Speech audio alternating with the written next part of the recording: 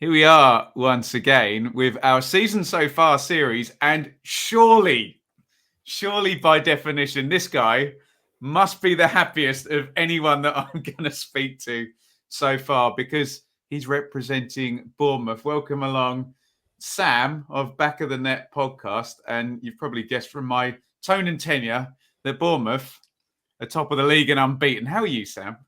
Very well, very well. A decent start, and it's certainly putting a smile on my face. So yeah, all smiles here.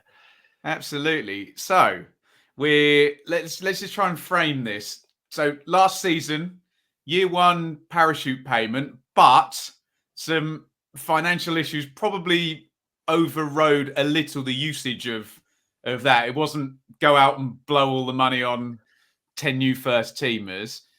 Into this season, new manager, a manager that some Championship fans have suspicions about, that maybe the players got him up with Fulham before, but he seems to be proving those people wrong. Out goes Danjuma as well, so another big name out.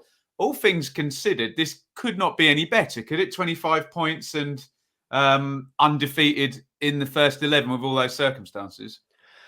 Yeah, I mean, it's been a decent start to the season. As I say, you'd probably expect me to say it's been incredible. However, even despite the fact we're 3 points clear at the top, I feel as though some of our performances have still yet to hit the peaks that I believe that we should be at. I mean, case in point in that are the 3 draws that we had against the newly promoted sides. Going to mention those League One sides. Yeah, and I feel as though we could have done better in that. But despite that, what we are seeing is a manager that's instilled a plan, and the players seem to believe it, and they are expressing themselves like they never have before. The team and the fans seem to have a lot of synergy now, and it just seems to be a much better and happier sort of, like atmosphere at Dean Court. And it is showing with the way that the team is so hardworking, really diligent, and playing some really nice football at times. But sometimes I just feel that when we're 2-0 up, why not make it 3-0? Let's not just sit back and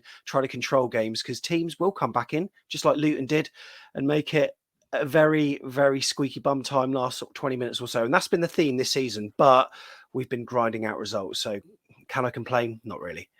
What would your feedback be to the sort of stereotype we got from the Scott Parker Fulham team that was the idea was all lovely and all great on paper, but perhaps the execution and the speed of this passing football and maybe some of the pattern of play wasn't quite there. Are you seeing that at Bournemouth? It doesn't seem to be the case, does it?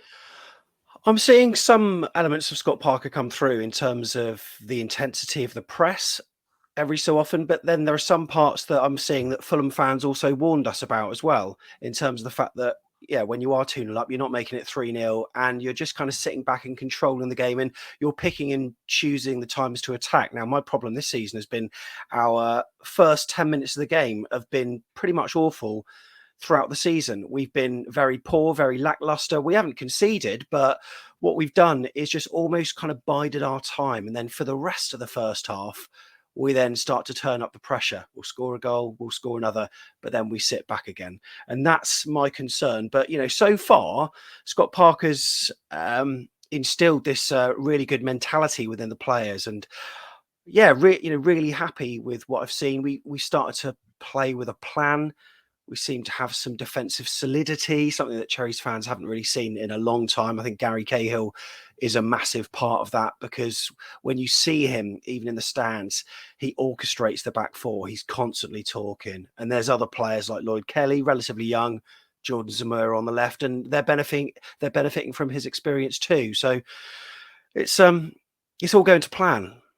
So to what extent, because you've got I think joint with Darby, the fewest goals conceded in the division, to what extent is that personnel? Because if I look from the outside, I would assume, I've just brought the numbers up, Bournemouth are actually only 5th for possession, but I was going to assume that the good defensive record was that you're just keeping the ball going. You keep the ball, you don't concede too many chances. Yeah. But you're suggesting perhaps that there's some good, some personnel, some good performances going on at the back.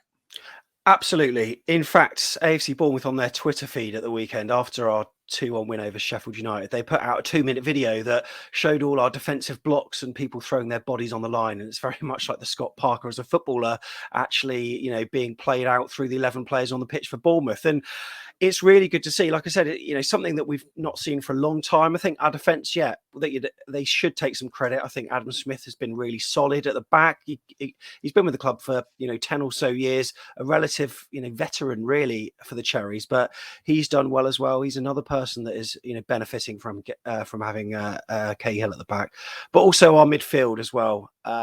It's so strong. You've got the likes of Pearson, Lerma, Billing, Marcondes, who I'd say is probably a bit of a luxury player, started off the season really well, and even Gav Kilkenny. And I feel sorry for the latter because he started the season in the first game on Sky, wasn't he? I was like, "Who's this fella?"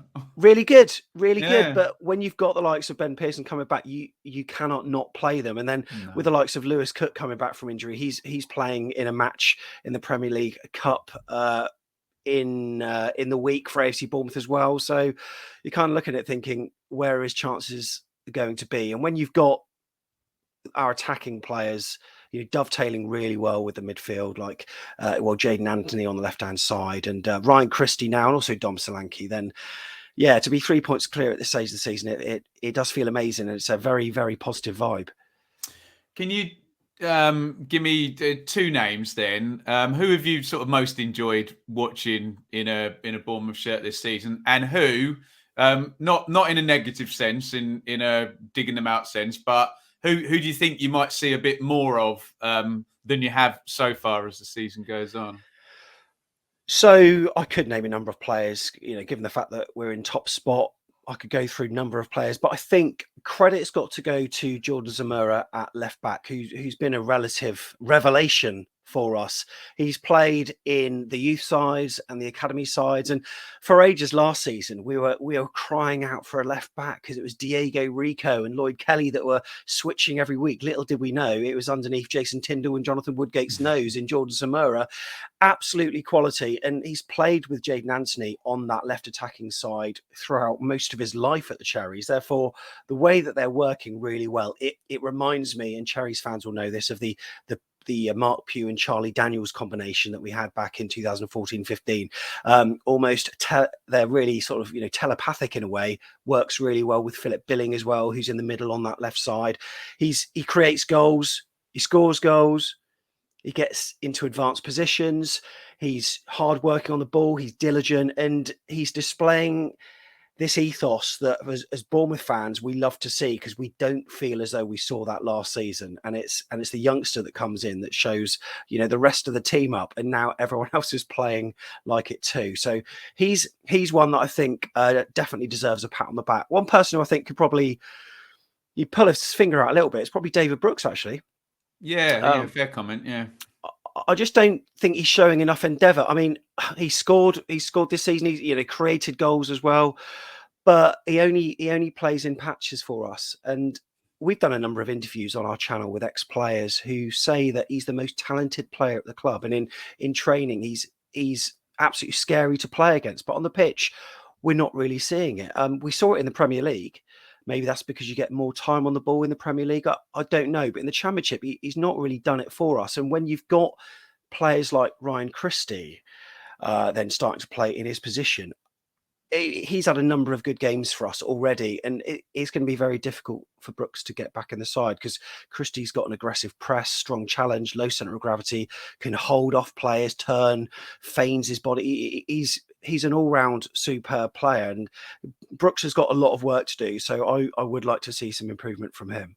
That might be what he needs, having Christie having the shirt ahead of him. It might be, you said pull your finger out, kick up the backside, whatever it is. That might be exactly what he needs. Is there a standout performance? I assume you're going to pick one of the 7 victories so far.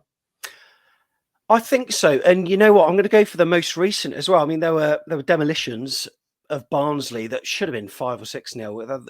That was 3-0. But Sheffield United at home, it was a stern test for us, despite their league position. We know the quality that they've got, and it's the first time we've come from behind, and it's one of those games where I was concerned about the opposition before it even started, but then, especially after playing 10 games without actually being behind, I wondered how we would psychologically deal with the blow of going a goal down. And considering that we're a team that only likes to play in the first half, what would happen in the second half? So, they go and score on about 55 minutes. So we've got 35 minutes left to chase the game. But within what felt like a 5-10 minute spell, there's a quick turnaround. And that I think really demonstrated, the quality and, the players really want it. We rode our luck at times. We've done that a few times this season. That's why I'd like to see some of these matches put to bed a little bit sooner. Against Luton, we did that as well with Mark Trevor's wonder saves and their striker Adebayo missing a chance that many a striker should be scoring. But aside from the luck you factor, I think we have earned this. And that Sheffield United at home performance was probably one that a lot of AFC Bournemouth fans would call a standout performance. Brilliant. I've been asking everybody higher or lower by Christmas. You're in the lovely position where you can't go any higher. So I guess we need to reframe the question. If we're sat here at Christmas, you're a Bournemouth fan. You're one of the sort of powerful teams that have been a Premier League club recently. There's West Brom up there who would probably concern you a lot. Coventry are seemingly really punching, and as much as they've been fantastic, will do well to hang around up there. Stoke look like they're there for the long haul, and Fulham could do anything, couldn't they? Are you confident of holding on to that first place, especially with the likes of West Brom and Fulham within 3 and 5 points? I think I am, just because I feel as though we've yet to hit the heights that I know that we can put out there on the pitch. One of the worries is that over 2/3 of the games that we've had are against lower half sides. So despite the lofty position, at times this season, I got more of a 2019-20 Premier League feel than our Championship season win in 2014-15, only because in that season, the Premier League, where we got relegated at the start of the season, we were 3rd or 4th at one stage. We'd just beaten Southampton, we'd beaten Everton. And I felt like that lofty position masked some problems with our performances. I felt that against Hull. I felt that against Peterborough. I didn't feel that against Sheffield United. So that's a really good thing. I think that if he can get them playing better, then that has to be a good thing. And we're managing to control matches and grind out these results. So I would like to think that we would still be in the automatic places, put it that way. But yeah, the concern is when we play some of the better sides. And as you mentioned, there are some really good sides. Stoke are doing incredibly well. And, that 4-1 win for Coventry against Fulham was absolutely superb. So yeah, it's going to be a tricky test for us. The most Championship result in the world, that one. Especially they lost 5-0 at Luton on the Wednesday, didn't they? Right, we've been doing this with everybody, and you're a YouTube guy, so you'll have done this before.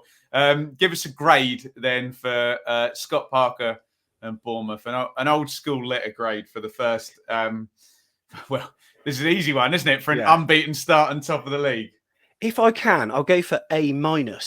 Interesting. I'm going to go for an A, but our performances could be better. And I want to see us blowing away teams that we should be blowing away. And it's easy to sound very patronising and condescending. However, there are some performances. For instance, the first half against Blackpool, we absolutely dominated. Best football I've seen this season. The second half, possibly some of the worst. I want to see it for 90 minutes. And if we can do that, then I would be happy to go A or even A+. But at the moment, A- probably represents my feelings. But all is well over at Bournemouth. Sam, that's tremendous stuff. Can you give a bit of a plug for, talk about the channel for a bit, and where can we find you on YouTube and Twitter?